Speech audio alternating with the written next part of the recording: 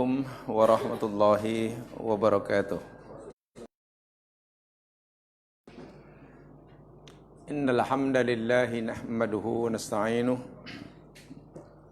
wa natubu ilaihi wa nastaghfiruh.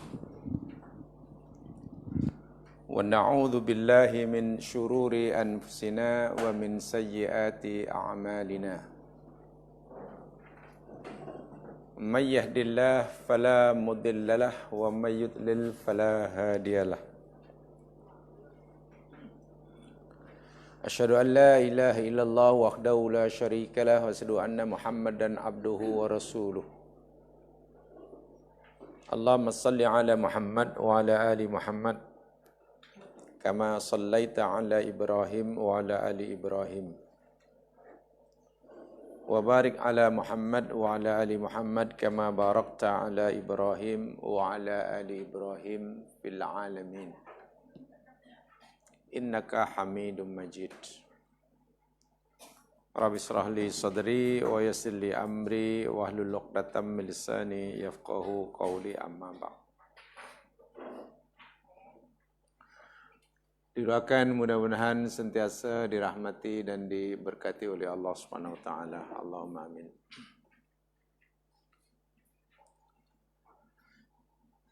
Jamaah yang dirahmati Allah sekalian, insyaallah kita akan teruskan seri kajian hadis kita, Kitab Shiyam. Pada seri yang lepas saya telah sampaikan sejarah Tarikhut Tasyri', sejarah pensyariatan syariat ibadah puasa. Hari ini kita akan mulakan bacaan hadis-hadis tentang puasa, dan sebagaimana yang saya telah sebutkan pada siri lepas, Kitab Shiyam, yakni muka surat 334. Coba lihat 334. Mulai pada hadis yang pertama, yakni hadis yang ke-669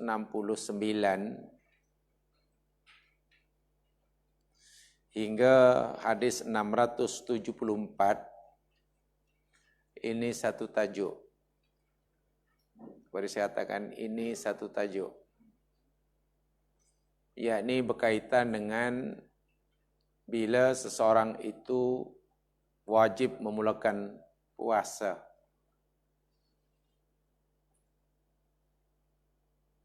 Bila seseorang wajib memulakan puasa.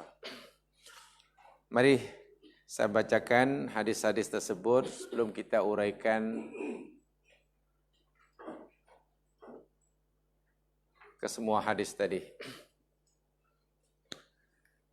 Ada yang pertama, an Abi Hurairah radhiyallahu an qala Rasulullah sallallahu alaihi wasallam,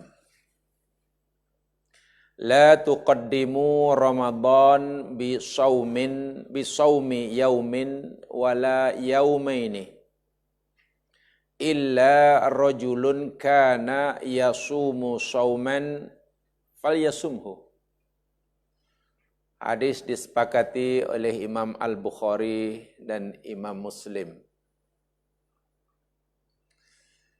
Artinya daripada sahabat Abi Hurairah radhiyallahu an, dia berkata, Rasulullah sallallahu alaihi wasallam bersabda, janganlah kamu sekalian mendahului Ramadan dengan puasa sehari atau 2 hari, kecuali mereka yang biasa berpuasa, maka bolehlah dia berpuasa. Maksudnya dilarang berpuasa sehari atau 2 hari sebelum Ramadan. Hukum berpuasa sehari atau 2 hari sebelum Ramadan kecuali bagi orang yang biasa berpuasa sebelumnya. Di sini disebutkan haram. Disebut yaumus syak. Yang pertama ini yaumus syak. Nanti ada perbincangannya. Yang kedua, hadis kedua, an Ammar bin Yasir qal man shamal yaumal ladzi yushakku fihi faqad asa Abul Qasim sallallahu alaihi wasallam. Kata Imam Bukhari, hadis ini yakni mu'allaq, disahihkan oleh Ibnu Khuzaimah dan Ibnu Hibban. Daripada Ammar bin Yasir radhiyallahu anhuma, ia berkata, sesiapa yang berpuasa pada hari yang diragukan, yaumus syak, maka sesungguhnya ia telah menderhaka kepada Abul Qasim, yakni Nabi Muhammad sallallahu alaihi wasallam. Dari segi zahir, hadis ini melarang kita berpuasa pada hari syak. Penjelasannya nanti. Yang ketiga, hadis ketiga, an Ibnu Umar radhiyallahu anhuma, daripada Abdullah bin Umar radhiyallahu anhuma, dia berkata, sami'tu Rasulullah sallallahu alaihi wasallam yaqul, idza ra'aitumuh fasumu. Apabila kamu telah melihat anak bulan, maka berpuasalah kamu karenanya. Wa idza ra'aitumuhu faftiru. Dan jika kamu telah melihatnya lagi anak bulan, maka berbukalah, maknanya berhari raya. Memulakan puasa dan berhari raya yakni kerana anak bulan. Fa in humma 'alaikum faqdurulah. Maka jika terlindung atas kamu, maknanya ada awan, anak bulan tidak kelihatan, faqdirulah, maka genapkanlah oleh kamu akan hitungan, kira-kirakanlah. Dalam matan yang lain Imam Muslim dalam hadis selepasnya itu, fa in ughmiya 'alaikum faqduru lahu 30. Maka apabila telah tertutup oleh awan sehingga kamu tidak mungkin melihatnya, sehingga tidak yakin, maka genapkanlah bulan Sya'ban cukup 30. Dalam matan Bukhari, fa'akmilul iddah 30. Sempurnakanlah bilangan 30 hari, yakni bulan sebelumnya. Fa'akmilu iddata Sya'ban 30. Matan Abu Hurairah, cukupkan bilangan hari bulan Sya'ban 30. Yaumus syak. Masih tirza musa. Hadis yang ke-673, an Abdullah bin Umar radhiyallahu anhuma qal, dia berkata, tara an-nasul hilal. Orang ramai telah melihat, menyaksi anak bulan. Fa akhbartun Nabi sallallahu alaihi wasallam anni ra'aituhu. Maka aku pun, kata Abdullah bin Umar, memberitahu kepada Nabi, ya Rasul, bahwa aku pun juga melihatnya. Ramai orang melihatnya, kata Ibnu Umar, aku pun melihat juga ya Rasul. Fasama, lalu Nabi berpuasa, wa amaron nas bisyamih, dan Nabi pun suruh perintahkan sahabat-sahabat lain untuk berpuasa sama. Boleh menetapkan jatuhnya bulan Ramadan berdasarkan ru'yah. Itu penjelasannya. Hadis terakhir dalam bab ini, yakni hadis yang ke-674. Ini hadis terakhir dalam tajuk ini. An Ibni Abbas, daripada Abdullah bin Abbas radhiyallahu anhuma, anna a'rabiyyan jaa ila Nabi sallallahu alaihi wasallam faqal, Sesungguhnya ada seorang Arab Badui datang menemui Nabi sallallahu alaihi wasallam lalu dia berkata, "Inni ra'aitul hilal." Ya Rasulullah, aku telah melihat, telah nampak anak bulan. Faqala, lalu Nabi bersabda kepada Arab Badui tadi, "Atashhadu an la ilaha illallah?" Adakah engkau bersaksi bahwasanya tidak Tuhan yang berhak disembah kecuali Allah? Qala na'am. Ya. Orang itu bersyahadah. Qala atashhadu anna Muhammadan Rasulullah? Nabi bersabda, adakah kamu juga bersaksi bahwa Muhammad yakni aku ini utusan Allah? Qala na'am. Ya. Bermakna Arab Badui tadi orang mukmin karena telah ucapkan 2 kalimah syahadah. Qala, lalu Nabi bersabda, fa'adzin finnasi ya Bilal. Hai Bilal, beritahu pada seluruh manusia di Madinah. Beritahu pada mereka, adzin. An yasumu ghadan. Supaya mereka berpuasa besok. Berpuasa besok. Maksudnya, yakni ada orang memberitahukan adanya tarikh bulan Ramadan dan jika meragukan, maka dia hendaklah bersumpah dengan nama Allah, yakni bersyahadah. Bermakna boleh bersumpah dengan kalimah syahadataini. Di yang terakhir ini kita dapat membayangkan bagaimana susahnya nak memulakan Ramadan pada hari itu. Karena belum ada radio, belum ada TV. Begitu Nabi menerima kesaksian Arab Badui, Nabi terus perintahkan Bilal beritahu kepada orang mukmin Madinah. Ya round sekampung lah. Isu puasa. Susahnya bagaimana? Nah. Baik. Sekarang penjelasannya ya mas sekalian, yakni pertama sekali, yakni berkaitan dengan Yaumus Syak. Sebab hadis yang pertama tadi, yakni berkaitan dengan hari Syak. Di mana Nabi bersabda, jangan kamu mulakan Ramadan dengan berpuasa sehari atau 2 hari. Bila sudah dekat Ramadan, mungkin tinggal sehari atau 2 hari, dan kita meragu sama ada dah masuk atau belum, jangan kamu berpuasa. Puasa sunat maksudnya. Nah, ini namanya Yaumus Syak. Bagaimana kedudukan Yaumus Syak? Ya marhamakumullah, begini penjelasannya. Ta'rifu Yaumus Syak wa hukmu shaumi.